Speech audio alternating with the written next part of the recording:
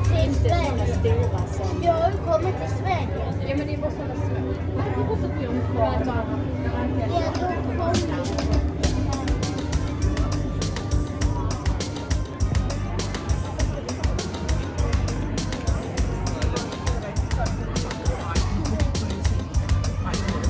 som en barn.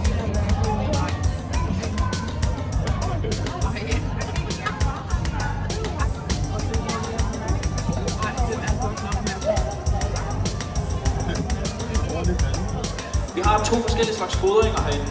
Vi har det, der hedder en target-fodring, hvor man går ind og siger, dig specifikt individ, du får her 250 gram et eller andet. Værsgo, vær glad. Så spyt dem ud igen.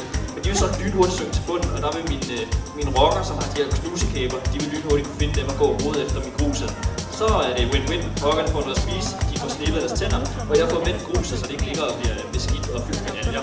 Men jeg skal prøve at blive med. Der kom lidt der. Det er altså den gule hestemakrel.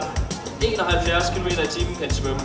Men det der, det er vist det, man kalder en let lund. Yeah, so I just asked who were the animals that were going to get to the food first. This would be the yellow trowelies. See swimming up here. They are the fastest fish in our aquarium, and they can reach in the wild top speeds of 71 kilometers an hour. In here, it's not that fast, because they don't have much space to swim in. And what we just fed them was some mussels, so you actually saw the trowelies swimming towards the mussels, putting their mouths and spitting it out again, because they don't eat the mussels. It's the rays you see down here, foraging after them right now.